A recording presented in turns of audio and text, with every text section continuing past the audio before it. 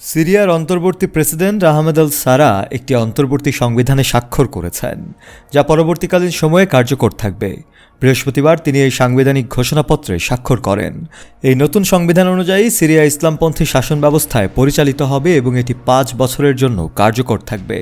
জানুয়ারিতে পূর্ববর্তী সংবিধান বাতিলের পর নতুন এই সংবিধান কার্যকর করা হলো।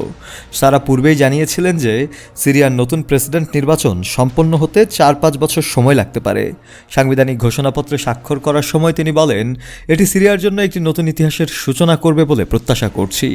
এর মাধ্যমে আমরা নিপীড়নের পরিবর্তে ন্যায় বিচার প্রতিষ্ঠা করব।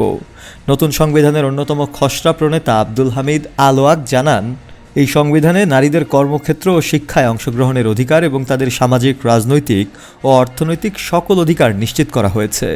এছাড়াও উল্লেখযোগ্য শর্তাবলীর মধ্যে রয়েছে দেশের প্রেসিডেন্টকে অবশ্যই একজন মুসলিম হতে হবে। ইসলামী শরিয়াকে আইন প্রণয়নের প্রধান উৎস হিসেবে নির্ধারণও করা হয়েছে। রাষ্ট্রের ক্ষমতার পরিপূর্ণ প্রতীকীকরণ নিশ্চিত করা হয়েছে, যা বাশার আল আসাদের রাষ্ট্রীয় ক্ষমতায় হস্তক্ষেপের বিপরীতে স্থাপিত হয়েছে। জানুয়ারির শেষ দিকে আহমেদ আল সারা প্রতিশ্রুতি দিয়েছিলেন যে তিনি একটি সাংবিধানিক ঘোষণাপত্র দেবেন, যা অন্তর্বর্তী সময়ের জন্য আইনি ভিত্তি হিসেবে কাজ করবে। এরপর মার্চের শুরুতে তিনি একটি সাংবিধানিক প্রণয়ন কমিটি গঠনের ঘোষণা দেন, যেখানে 2 জন নারীও অন্তর্ভুক্ত ছিল। প্রেসিডেন্টের দপ্তর থেকে জানানো হয়, সিরিয়ার জনগণের আইন শাসনের ভিত্তিতে তাদের রাষ্ট্র গঠনের আকাঙ্ক্ষা এবং সিরীয় জাতীয় সংলাপ সম্মেলনের ফলাফলের ভিত্তিতে এই ঘোষণা এসেছে।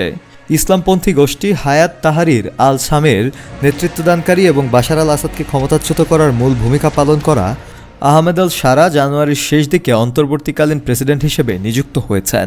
সবকিছু মিলিয়ে তাই মোটামুটি পরিষ্কারভাবেই ধারণা করা যাচ্ছে সিরিয়ায় অন্তর্বর্তীকালীন সরকারের বয়স 5 বছরের চেয়ে বেশি বা 5 বছর পর্যন্ত হতে পারে।